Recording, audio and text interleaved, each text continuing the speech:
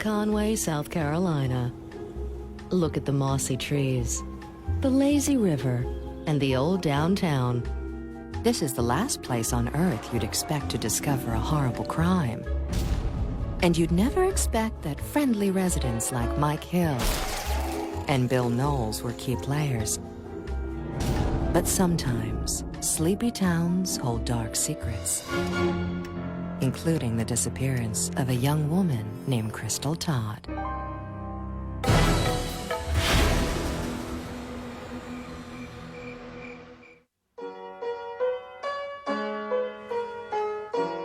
If you live in Conway, South Carolina, and your little darling wants to take piano lessons, chances are you'll meet Mike Hill. Say it loud again. I've lived in Conway my whole life. It's just an enjoyable place to live. But Mike isn't just a piano teacher. On weekends, he used to work as a 911 dispatcher. And there is one call that he'll never forget. I was working 911 on a Sunday morning, and I got a call from a lady telling me that her daughter was missing. Conway is a cozy town where you know your neighbors, and Mike thinks he's heard the caller's voice before. I recognized the voice. This was Bonnie.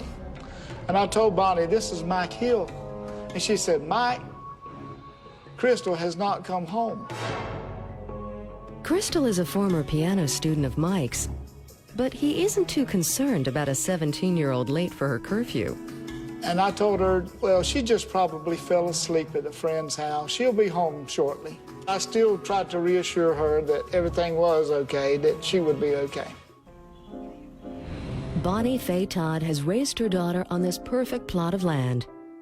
Her entire life has revolved around Crystal. She had the bluest eyes I've ever seen. You don't hardly ever see it that blue. I don't know what color of blue you would call it. Yeah, sky blue. Crystal is a popular high school senior. On the night she disappeared, she'd gone to a party with her pals and was last seen driving off at 11 p.m. Now, Bonnie calls on Crystal's friends for help. I called Allison and I called Carla, but none of them knew where she was at. I called a friend, Ken Rester, and he says, I'll call the hospitals and see if she's in there. In a few minutes, he called back, he says, I've called Myrtle Beach and Conway Hospital, and she's not in there. It appears Crystal Todd has simply vanished. The next morning, her friends start an all-out search and soon find her car in the middle school parking lot. Her purse is still inside. I just had a feeling something happened to her that night. I was just worried to death. I says, there's got to be something wrong with Crystal. Every Sunday, Detective Bill Knowles heads out to the river to indulge in his favorite pastime. But on this Sunday, fishing is the last thing on his mind. On Sunday morning, I received a telephone call that two hunters had located a body in a ditch. I'd been working homicide for years, so death was nothing new to me. But that particular morning, there was just an eerie feeling about it.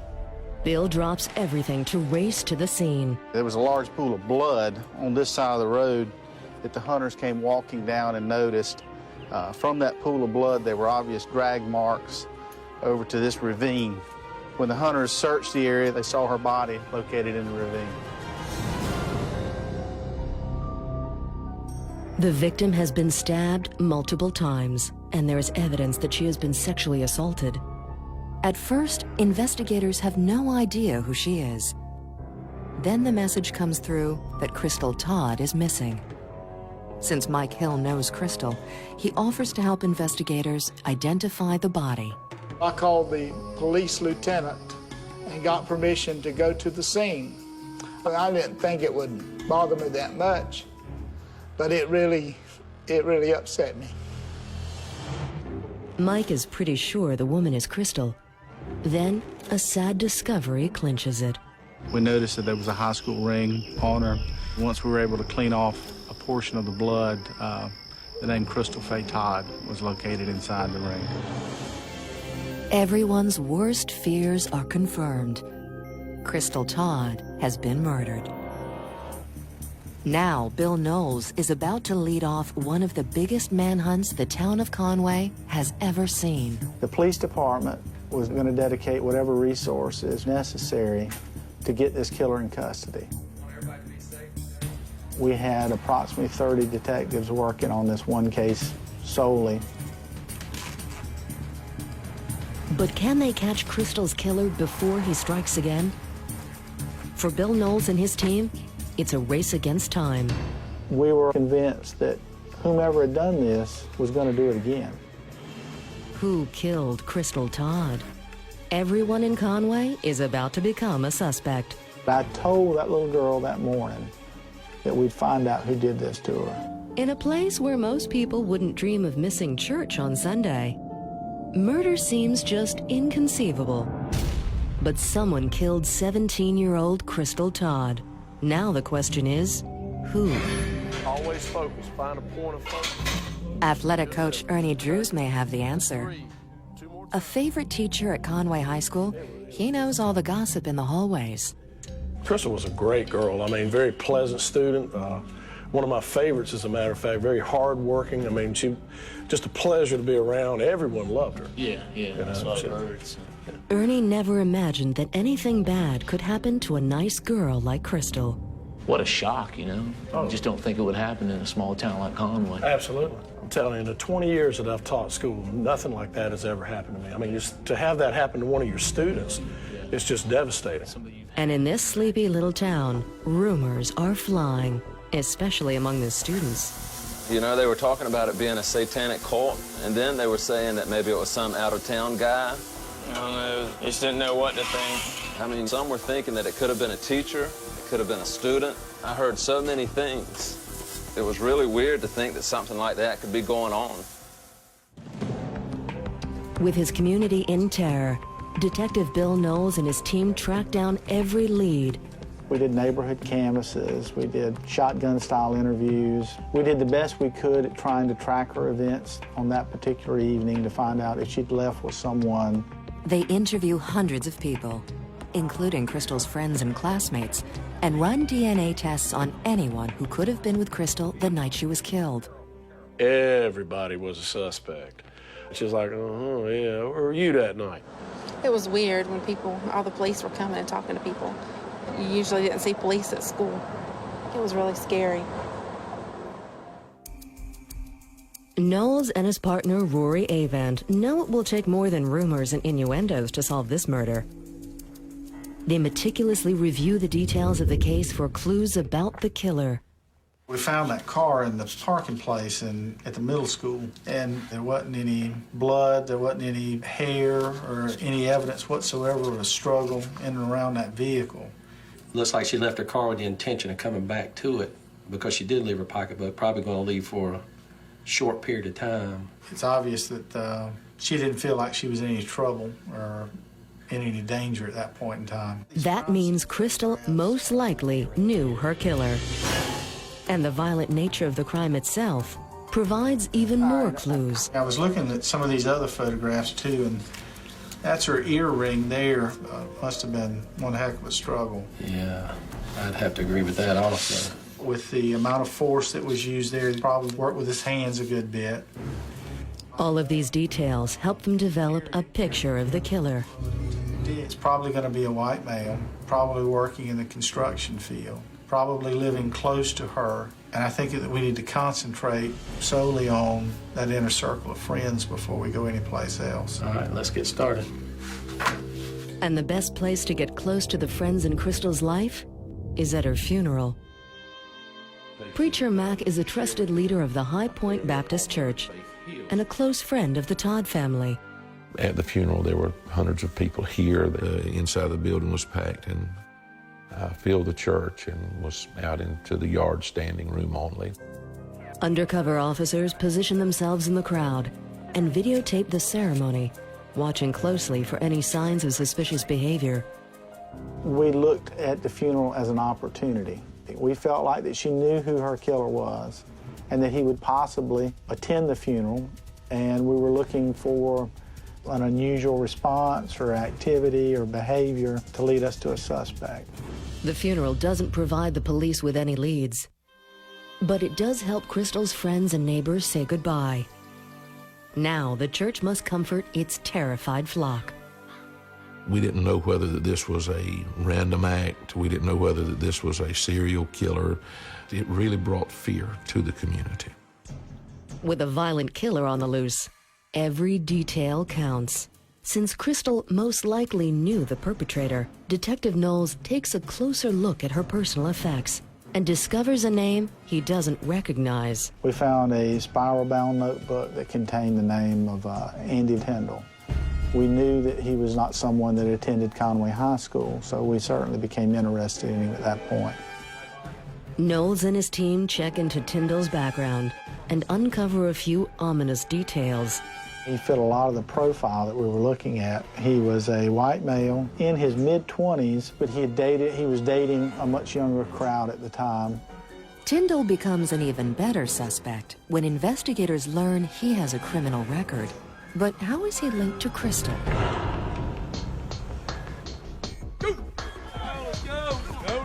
Coach Ernie knows that when it comes to a tight-knit group of teenagers, everyone knows all the gossip about everyone else. Here you have a 24-year-old guy like Andy Tyndall hanging around a 17-year-old high school girl. I mean, you know, That's not right. That's strange, man. I mean, you know, of course, that just fueled the rumors even more. Exactly. Yeah. So. Now investigators look to Crystal's friends to find out the truth behind the rumors.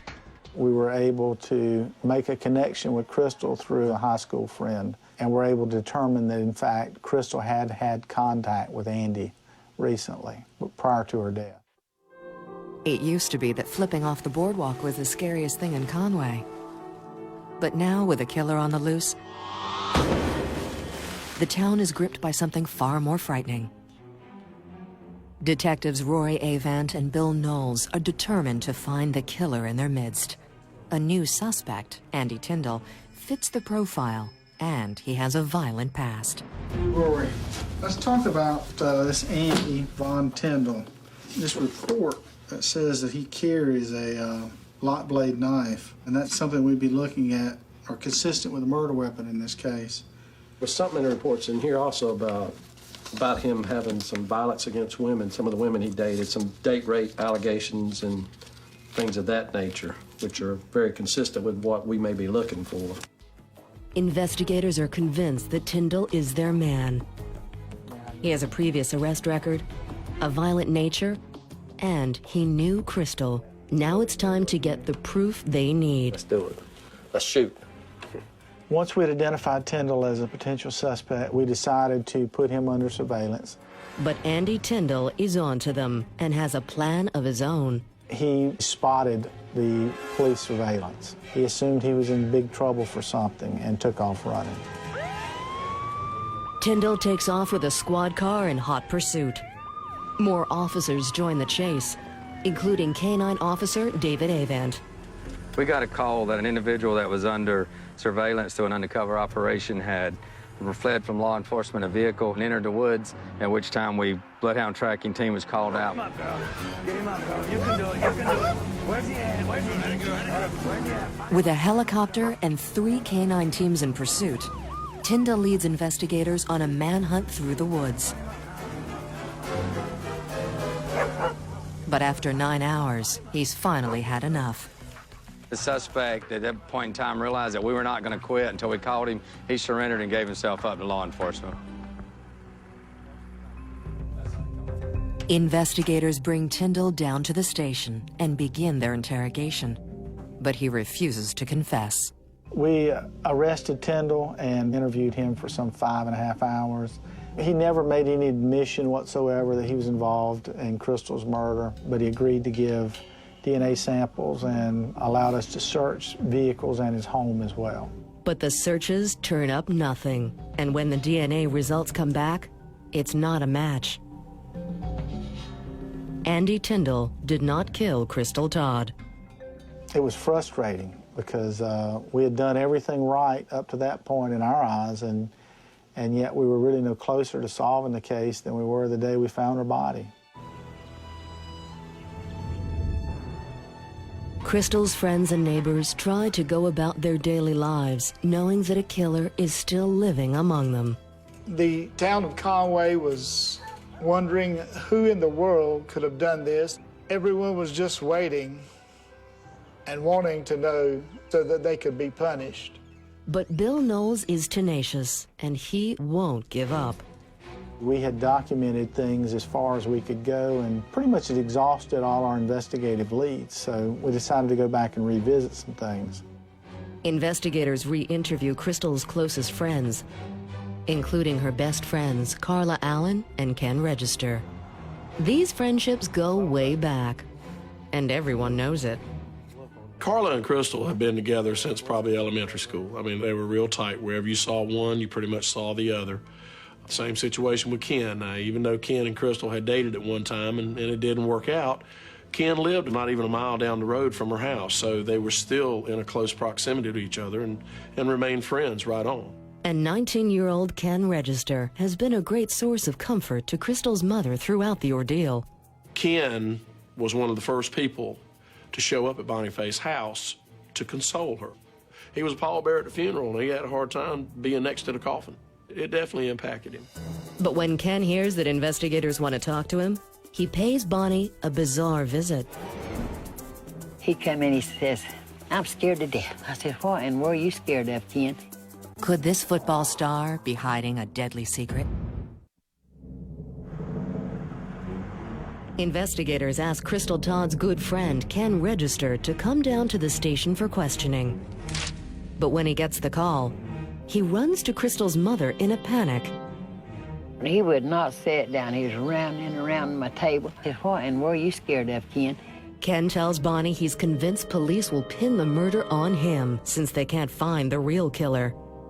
As soon as Ken leaves, Bonnie calls Detective Knowles. Bill Knowles, can I help you? When Bonnie notified me that Ken was so interested in the police investigation, a light switch went off, and, we've never done a DNA on him. Ken's DNA sample is sent to the lab. Meanwhile, he's brought in for questioning. He was forthright. He answered the questions. There was nothing that Ken exemplified during the initial interview with him that would lead us to believe that he had done anything like this. But when the DNA results come back, investigators are stunned. I'll never forget the phone call as it came in. The analyst calls me and says, who is this Kenneth Register? And I told her who he was. She said, "He's your man." And I get cold chills thinking about it even now. Good old Ken Register, Crystal's dear friend, the pallbearer at her funeral, and her mother's source of comfort is actually Crystal's killer. The news shocks everyone. Yeah, I actually played football with Ken. We played the same position. He was a really nice guy. I knew he had a temper, but I didn't think, he could carry it that far to do something like that.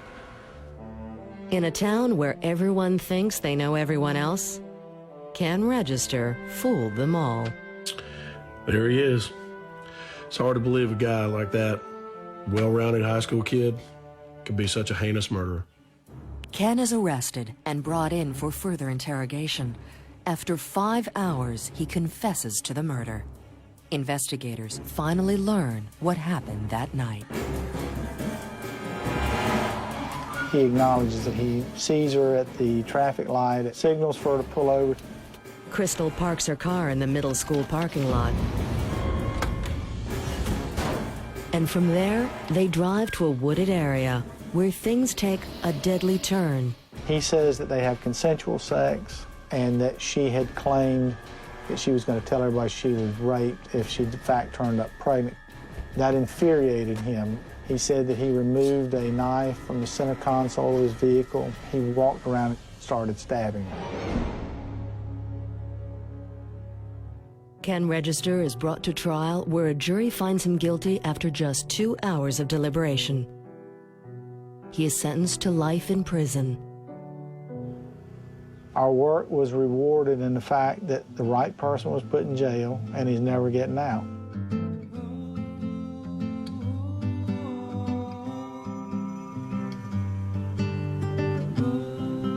On Tuesday nights, Preacher Mac holds a meeting with his Baptist youth group.